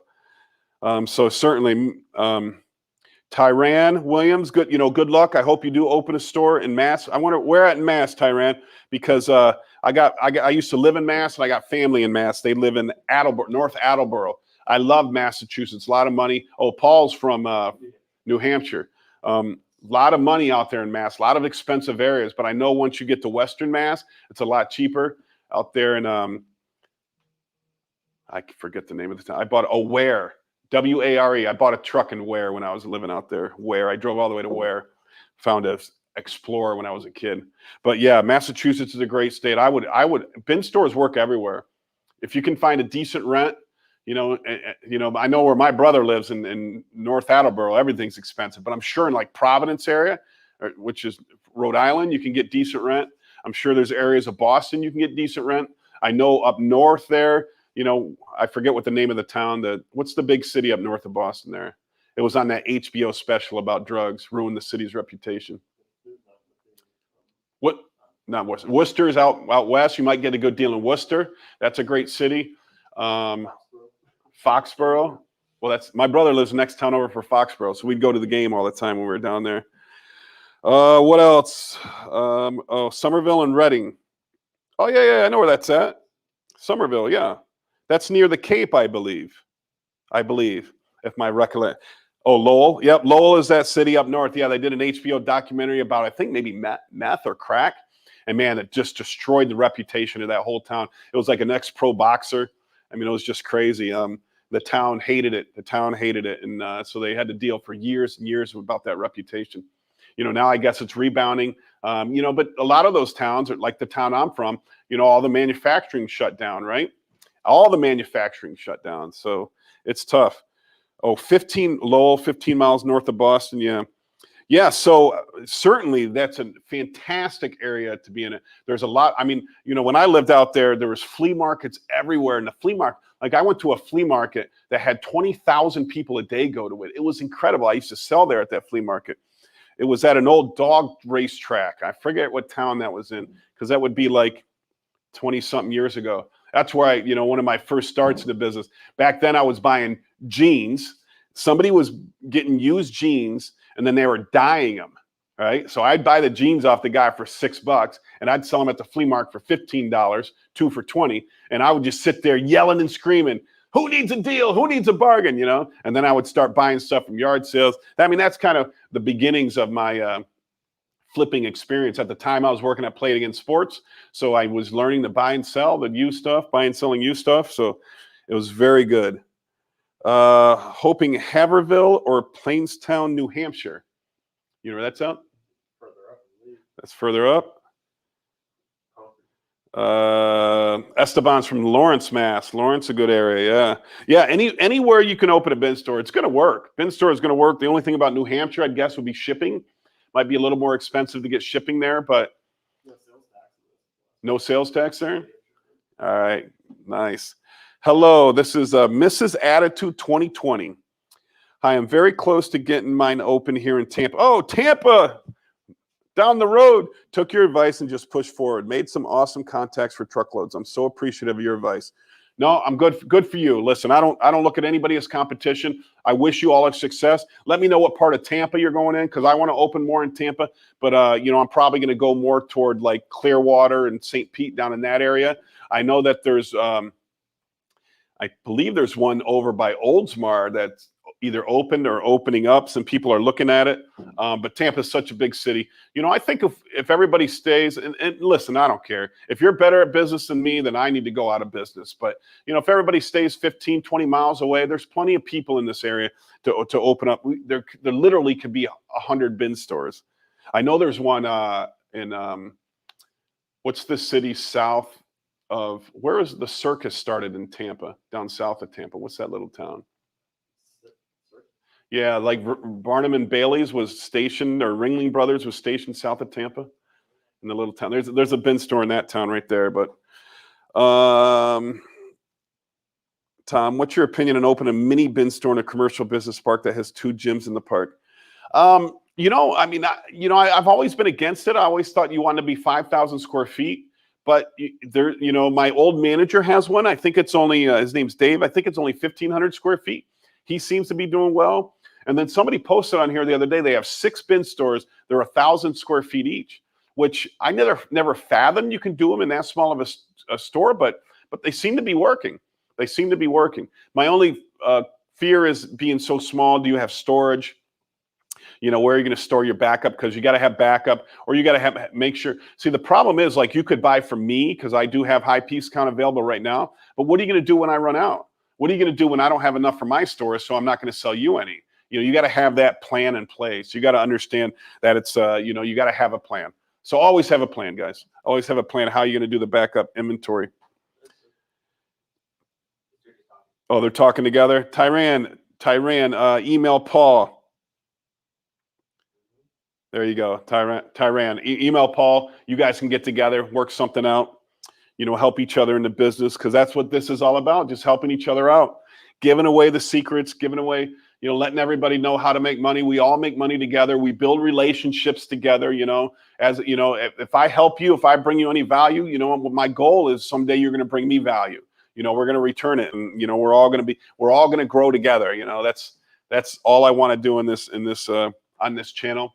So listen, the best thing you can do to bring me value is you can like and subscribe to this channel, the YouTube channel. If you're not watching on YouTube, go to YouTube. It's Liquidation Motivation. If you like and subscribe, that certainly helps me out. I do make a little money off the YouTube.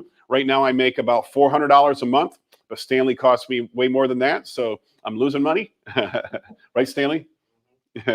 So hopefully someday, if I get enough people to like and subscribe, I'll be able to break even with Stanley. Stanley's looking for a raise. So, please like and subscribe. Tyran, you're the man. Thank you. Thank you, guys. Thank you, everybody, for watching my channel. Thank you, everybody. If anybody's had any more questions, I'm willing to stay on. We've been on for almost an hour and a half now, but I can never get bored. I never get bored talking about liquidation or crypto. I can talk all day long as my voice holds up, as long as the water keeps coming. My wife gets sick of it. Sarasota, Death Pile, that Esteban says you should open in Sarasota. I think, well, no, there's one in Fort Myers, Florida. I don't know if there's one in Sarasota. Sarasota is a great town. I went there, brought my boys down there, stayed in the hotel on the beach. It is a rich town. There's a lot of money in Sarasota. That's like West Coast rich in Florida, right? North, south, east. Yeah, West Coast rich in Florida. East Coast rich is like Boca, all those areas down there. South Beach. I am looking in Ocala. I don't know if anybody has a bin store in Ocala. I haven't heard anybody having one. There is a spot available in Ocala. I'm going to go look at probably Friday, because I don't have football practice on Friday. I can go up there. The rent is pretty inexpensive. You know, what I do is I go to LoopNet. So go to loopnet.com. That's the largest commercial real estate advertising in the United States. You know, I type in the state of Florida. I type in my minimum square footage. You know, so let's put 3,000 in minimum square footage, and then I sort it by low to high, and I look to see who's got a plaza. All I need is a box, right?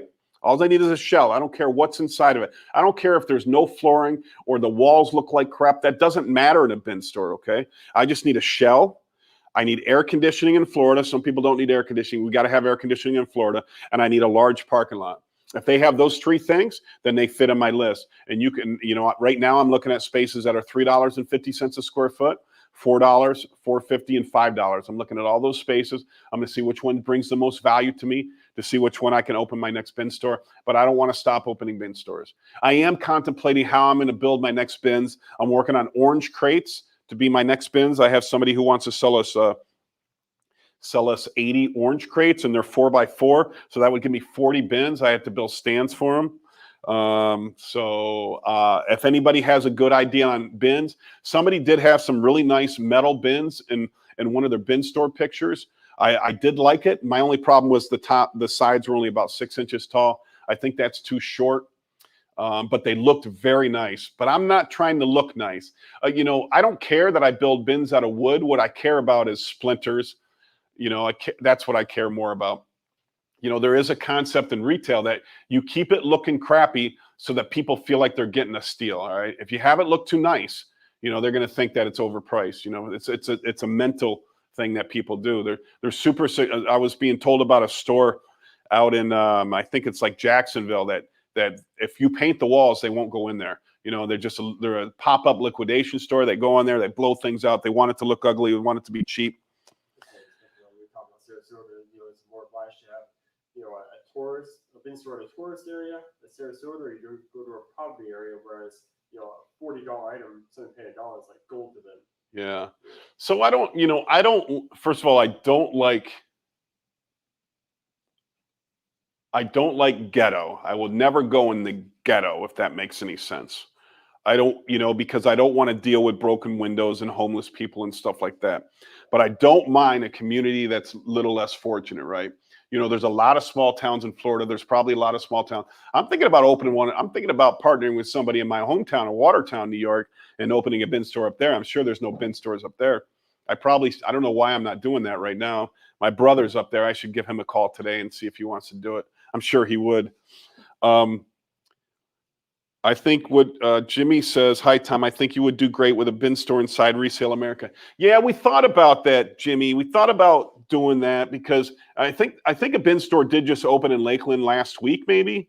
So we thought about maybe sectioning off. My problem is this, is that I bring the pallets in here. You know, let's say, like, remember those exercise bands that are $40 on Amazon? You know, I will take 20 of those and sell them in my store for $9.99. And then I'll take the other 100 and throw them to the bin store. So I don't want customers to come in and see the bands for $9.99, but then say, oh, well, I can just buy them over there in the bin store for $5. So I don't want to confuse my customers. I have issues with confusing my customers. Now, I don't have a problem is if maybe I sectioned off part of my store and made it into a bin store, so it's closed off to the rest of the store, and just do a bin store. But I've decided just to keep everything elsewhere. If you came to my, you know, if you look at that 360 video, I have so much damn inventory right now, which is fantastic. Why is it fantastic? Because what's coming up next month? Fourth quarter coming up next month. October, November, December is fourth quarter.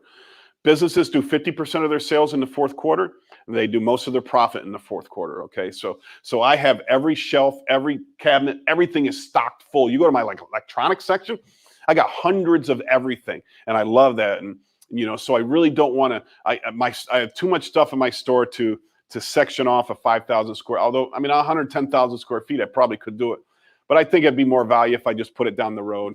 I would do one in Lakeland here if I had the right real estate option. I haven't had the right real estate option yet. I would do something real close because then I could, you know, just down the road, I can deliver it. I know there's a closed Pier 1 right out front of our mall, but, you know, they want, I think it's $20 a square foot. I'm not going to pay $20 a square foot. I want to pay between 3 and 5. You know, that's my target price to make me as profitable as I can. And you can find them. You can find them. You just got to be patient and find them. You can look on Craigslist. There's lots of other brokers out there that you can look on. The real problem is there's not like one place to go to get commercial real estate. LoopNet's the biggest, but they also most people are hiring clients that are on there. So you want to find like my guy that doesn't have a cell phone, who owns the plaza that I'm in. He's old school. He does all the work himself. The parking lot looks like crap. My store looks like crap. AC breaks down all the time. That's the plaza you want, right? Because now you're paying dirt cheap. You're paying $3 a square foot gross. What does gross mean? Gross means you don't have to help with all the other. The bigger plazas make you pay insurance, part of their insurance, part of the property tax, and then part the CAM, the common area maintenance, cleaning up the parking lot. You don't want to pay that. So yeah, that's why I'm not doing it, Jimmy. Smart. That's why you make the big bucks. I'm pretty rich, Jimmy. I'm pretty rich. Someday I'm going to be rich. Someday I'm going to be rich, Jimmy. I'm successful right now with the stores, the restaurants, real estate that I have, but I'm not rich yet. I think you become successful, then you become rich. But you have to get to that success part first before you can become rich. But I have everything in the works. I've made some smart decisions in the last 20 years. I decided to start this journey. You got to start this journey. Everybody's got to start this journey, right? So that you can get to that level. I hope you talk to me in 5 years. I hope I'm on a live stream in 5 years. And what you're going to, Stan, will you put a beach behind me? This is going to be me in 5 years, right? What my goal and my plan is to take my liquidation business. My hopes is that financially I'm well off enough where I can pay my partners off. They're happy. And then we give this company to the employees. And so my great managers, my great employees, they own the company. They can benefit from their work in the company. And then I can just step out and I can go here. You want to? Yeah, I'll take that. This says Puerto Rico. Look at this. So I can go to Puerto Rico, wear this hat in Puerto Rico. Why do you go to Puerto Rico? Because Puerto Rico is an American province, right? American territory where taxes are just about nothing there. I think I'm not sure what it is, 4%. Income tax. A lot of rich people move to Puerto Rico to evade having to pay these ridiculous taxes in our country that go to nothing. I don't want to say nothing, but to a lot of stuff that I don't really principally agree with. Kev Camp. Hello, Tom. Thank you so much for all the great info. I want to open a bin store in Massachusetts. I am willing to pay you franchise fee consultations fee if you can help me opening a bin store in Mass and New Hampshire. That's the second person that wants to open there in Mass and New Hampshire. I haven't been doing. I don't do consulting. I don't need the money to consult. I do take phone calls. I do talk to people. I'll be happy to give you free information. Really, the best value is going to all my videos and look at my videos, especially the ones that say bin store in it. It's such a simple concept. You don't need a consultant. You don't need to pay anybody for this business. I know a lot of people that pay for programs to become rich, and they're always so poor because they're always paying for programs to become rich. Yeah, just get off your ass and do it. I love you, Kev. I'm not being disrespectful. Just go do it. Build some bins, simple. Or find some way to do a bin, simple. Find cheap real estate, simple. Get 3 cash registers. The Square cash register, $300, simple. Register your business, simple. I don't take cash. That way I don't have to go to the bank. I don't have to worry about theft. I don't have to worry about anything. They complain for one day and then it went away. Simple. Get the IKEA big bags. If they want to buy the bag, I buy them for $1 and I sell them for $2 if they want to take the bag home with them. Simple. It's so simple to run. You don't have to inventory anything. You don't have to price anything. Just dump stuff in bins. If you want the simplest business in the world, Kev, get into a bin store business. I think my belief in a 5,000 square foot store, you should be able to profit if you run it yourself about 100 grand. If you hire a manager, you have to take that manager's salary out of there. So approximately 100 grand. If you can get the inventory, make sure you have enough storage for backup inventory. Right now we have a full tractor trailer outside of Amazon 6 foot tall that just sits there. We keep the doors closed because that's our backup. If we run out of everything else, then we go to that backup. But we don't want to touch that backup. We got to keep the backup. So if I have more than that backup, then I can sell it to the public. Other than that, we don't want to run out. So it's so important not to be able to run out. Bin store to flea market. Good idea or bad idea? Lower rent. I like flea markets. I love flea markets. You know, you can get. I don't think the rent is lower. Actually, the rent is actually higher in a flea market if you base it on per square foot. I've been in flea markets for a long time, but you get a guarantee. You get the crowd that the whole market drives in, which is great. The only problem is I haven't wrapped my mind around how you do the progression of the prices. 5, 4, 3, 2, 1. That's my favorite way to do it, because most flea markets are only open like Friday and Saturday. I mean, if they let you open more, if they let you open 5 days a week, then certainly you can do it there. But if you're only open 2 days, you know, one customer was saying they wanted to do $5 in the morning, then go to $4 in the afternoon, $3 in the morning, then $1 in the afternoon. I mean, I get it. I'm not sure how that would work. There's going to be people that are going to try to scam the system. There always is people trying to scam the system. So just get used to it. Don't get mad about it. Just deal with it. Understand that that's just a cost of doing business. You just have to have a good strategy. So, yeah, hourly. My only worry is inconsistent inventory and truckloads to fill the store. Certainly. But you're going to be, that is a concern. It's not so bad right now. Listen, pre-COVID, it was not a problem. During COVID, super problem. Now, no problem. So, I mean, barring any sort of what do they call it? Black swan? Yeah, I think they call it a black swan event. Barring any sort of black swan event. Now, what would be a black swan event? COVID gets bad and they lock down again. That would be a black swan event. Amazon changes their policy on how they're going to sell the smalls. Black swan event. I mean, those are really the only two things that I think could really disrupt this market. Because even if Amazon decided to stop, there's other places to get high piece counts. You can buy Target high piece count. I buy CVS. There's Walgreens. There's, you know, there's a Home Depot Turbo Smalls. There's lots of other places to get high piece count. That you just have to have.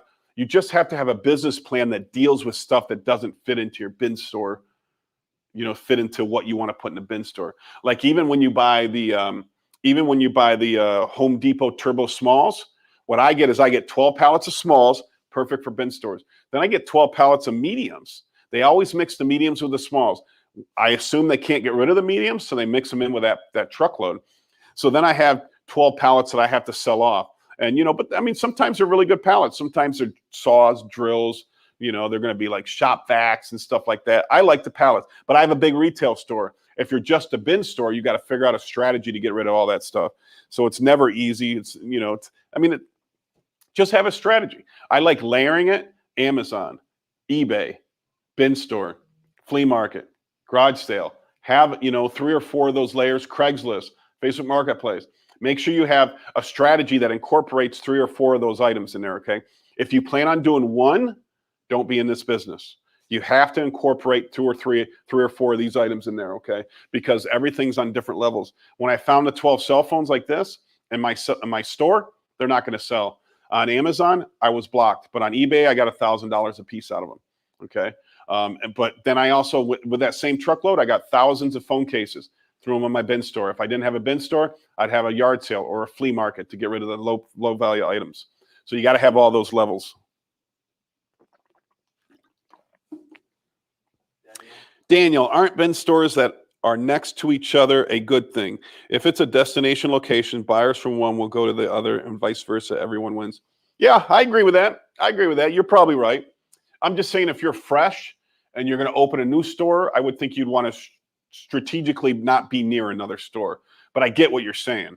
You know, but whoever's the better of the 2 stores, I think would have the longer line in the morning. And then maybe, you know, you want to be the better of the 2 stores no matter what, because you want the line first and then they go to your store afterwards because you have better inventory. So yeah, I mean, I like it when thrift stores are next to each other because I can go to both thrift stores. But it's not as time sensitive as maybe a bin store is because everybody's lined up early to get the best deals. But yeah, you know, I don't disagree with that. I don't disagree with that at all. The more the merrier in this business. If people travel, people will travel. You know, I think it's easy to do. It's not. I wouldn't, like I said, I wouldn't strategize to put it next to another one. But if it happens, it happens. You know, I guess. Yeah. Autobus says hourly. What did I say wrong? Hourly what?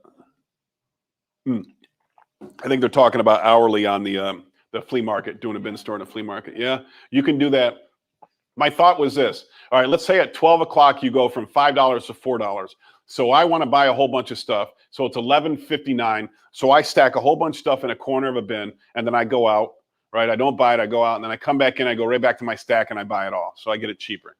So anybody during that time, that time frame that it's about to transition, I think there could be people that decide to hoard the merchandise and buy it in the next time frame. But if they have to come back the next day, then they need to buy it that day, or they might lose out on it. So I don't know. I get it. Either way will work for me. If you're close to another bin store, why not just have your dollar day when they have their $10 day? Yeah, that makes sense. That makes a lot of sense, Paul. So we do right now. We do our $5 day on Saturday. So you're saying just do it on. So we do our dollar day on Wednesday. So if our dollar day is on Wednesday and the other guy's $5 days on Wednesday, you definitely would get both ends of the spectrum there. I like that idea. Yeah. Find a good pricing strategy. Anything will work. They all work. You certainly should be able to make good money on this stuff. Make sure you have deep enough pockets. Get your money right before you decide to go into business for yourself. Okay, but I don't care if you lose it all. I don't care, because you learn from losing everything. I've lost everything before. I've claimed bankruptcy before. I've had to move up my wife and child into my in-laws' house and live in my in-laws' house and have no money for gas. I've been there. I've been through that struggle. I know what it's like. I'm fortunate because I have a great family network. My family, my wife's family, they've always supported us over the years. Whenever I have made the plunge into poverty, but it's when you have that network, it's real easy to bounce out of it. So hopefully you got a good network. Make the plunge. Take the chance. Listen, the worst thing you can do is not take the chance. Think about it. The richest people in the world, when they're on their deathbed, right? They're on their deathbed. Their regrets are not spending enough time with family and not ever taking a chance in life. Not ever taking a chance. It doesn't matter if they got billions. It's never about the money. It's always about what you didn't do, right? It's about taking a chance. Given that, I mean, there's so many people that just live these ordinary lives. I just think life is more than that. I had this kid. Now, it was good that he was a kid, but he was like 26 years old, working for me in Albany, New York, and we lived on the main road. I think it was Route 1 some years ago. And this kid never got off that road, the one road. He's never been out of the city. He's never been out of the state, never been out of the country, never been on an airplane. And, and his parents weren't broke. I mean, I'm not saying they're well off, but it just bothered me that was the scope of this young man's 26-year-old life, was just one road, riding the bus on this main highway, back and forth to work, back and forth to school, to football game. He was a big guy, football player, but he never traveled off that. His family never took him anywhere off that road, which shocked me. It shocked me. So life is about having fun. Life is about traveling. Life is about experiencing the crazy things in life. I mean, if you haven't, I don't want to say some of that stuff, but if you haven't tried, man, there's so many people that are just, there's so many people that are just tired with it. Remember the commercial with Dunkin' Donuts, and the guy was like, "Time to make the donuts," right? And then the next morning, "Time to make the donuts." And I've felt that in my life before, like your life is just so repetitive and so mundane and just ordinary that you need to bring excitement to that's what I think life's for. So that means jump out of an airplane, right? I mean, I don't know if I'm ever going to jump out of an airplane, but jump off the stratosphere, right? We went to Vegas and my buddy jumped off the stratosphere. I don't have interest in jumping off the stratosphere, but my point is my point is this, is that when I went on my honeymoon, we went to Jamaica. And we went to Ocho Rios, and they have a thing called Dunn's River Falls, right? So it's a waterfall, and you go to the bottom, and you get in a group of like 50 people, and you climb the waterfall as this ladder. And it's a steep waterfall, but because you're trusting this person, and you're helping this person, it's very fun and exciting, and everybody can do it because you're all relying on each other. And I didn't freaking do it. I didn't do it. I don't know why I didn't do it. I don't know if I was just had a bad attitude that day, or I didn't have the money. I don't know what. No, I had money at that time. So I didn't do it, and I regretted it. And so fortunately, a few years later, I went back and I climbed the falls. Don't make those mistakes. Whenever you get an opportunity to do something that impacts your life, that changes your life, that's special in your life, do it. Do it. I regret so many things that I didn't do when I had the opportunity to do it. And I don't know why I didn't do it. Do it. They had another place there, which is called Rick's Cafe, and it's a cliff. It's a cliff that all these people line up and they jump off this cliff. And I don't even know how high it is. I don't know, 50, 60 feet, something like that. And which might not sound high to you daredevils out there, but that's high to me. I didn't jump. So now my goal is to go back there and jump off that cliff. But that's what life is about, man. Going down zip lines, having a good time. Dunn's River Falls. Yeah, Dunn's River Falls. I just think that's what the life's about. And how can I expand on that happiness and everything that's by making money and saving money and building my wealth. So that's my goal, to make my life special, to make my family's life special. I want my kids to grow up feeling the same way, right? I want them to feel special. I want them to feel like this life is worth living, as opposed to, I mean, I don't know how many husbands and wives out there are like, wake up in the morning and it's just like the same routine over and over again, because a lot of them are trading their time for hours, right? I'm sorry, their time for money. So they work these jobs, they work in a goddamn cubicle that they hate. They work with people that they don't give a crap about, and then they come home and they got to worry about bills and all this, so many people are in that dead end life. Don't work your way out of it. If you're in that life, work your way out of it, man. Who wants to be brokering truckloads for a living? How exciting is that? Do something that you love. I don't care if it's liquidation, but you can use liquidation to get to that level, right? Maybe you love cats. I dreamed one time, I woke up in the morning, I said to my wife, I had a dream last night that you opened a store that's called Just Cats. And you got cats running around and all you sell is cat stuff there. And I don't like animals. I probably shouldn't say that because a lot of people like animals. Paul has like 16 animals. But my wife has a cat, right? And so I've always, because she sits in, I don't know if she's watching this or not, but she sits in that desk and does this all day long. HR, sending HR here, writing up an employee, a termination letter for this employee. I just don't think I think life has more meaning than to be sitting behind a desk pushing paper. That's all I'm saying. And so you got to find that happiness and you got to pursue that happiness.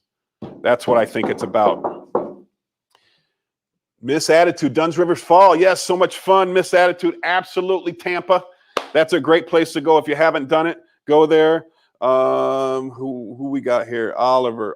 Hey, Tom, sorry, totally forgot about email from Canada. Anyway, I will send you the details now. Also, would you be interested in buying jewelry such as rings, watches, average retail between 14? Yes, I would. Oliver, I'm always looking to buy everything, Oliver. I think Oliver's in England, I believe. He reached out to me before about shoes. It didn't work out, but, we'll see what comes of this. I'll deal with anybody, Oliver. So thank you. Please send me that information, Oliver. Stan, put my email address. I don't know if you have my email address. Put my email address in the comments. It's tvwedeal@yahoo.com. Please send that over, Oliver. I'm definitely interested. I'll definitely look at the jewelry and rings and watches and see what that's all about. Esteban says the Big Top flea market is gone, but the big sign is still there. Do you think the big sign has value? I think it has iconic value. I think the Big Top has been around for a long time. I would love, maybe you and I should go out one night, late at night, and go try to see if we can grab that sign. Just kidding. Now, if the sign shows up missing, they're going to come looking for me. But yeah, I did drive by that the other day. So for those of you who don't know, I was at the Big Top flea market for about 4 years selling there.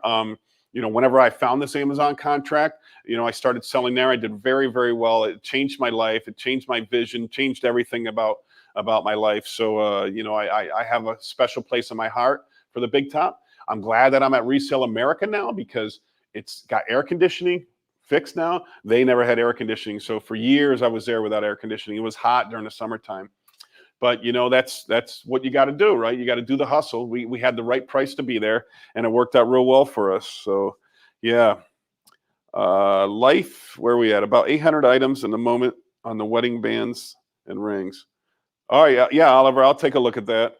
I mean, I don't know how big of a market I have for that kind of stuff, but I'll look at it. Well, life is about having David said, life is about having the freedom to enjoy an unplanned weekend with your daughter in Colorado. 100%, David. 100%. Colorado is so beautiful. I saw your pictures from Breckenridge. I mean, if you've never been to Breckenridge, it's one of the most incredible areas in the world. During the wintertime, they have this huge ice skating rink that's just surrounded by all these townhouses and buildings. It's just so much fun out there in Colorado. I love to ski. But you know what I didn't know was altitude sickness. You guys ever experience altitude sickness? You're about to? Where are you going? I'm going to hike with my friend in China, 17,000. In China? Yeah. Next year. So when I went to Colorado, I stayed in Keystone, Colorado, right? We flew in, we flew into Denver, we drove up to Keystone, and then I go to a bar, right? Now I'm a pretty good drinker, right? I own 3 restaurants and they all have liquor licenses. I think some people might say that the only reason why I bought a bar was so that I could drink for free. So I'm an experienced drinker. I don't know if that's good or bad, but I'm experienced. I go to Colorado, I drink 2 beers, and I go outside and throw up. I had no idea about this altitude sickness because your blood gets so thin and you drink. No, up there. Saying because of the heat. Well, your oxygen level's down so much. You drink the alcohol, it affects you way differently. I was sick after 2 beers, and then we went to the top of the ski mountain. I could barely even see. Everything was like it was like I was wasted. So altitude sickness was a big thing.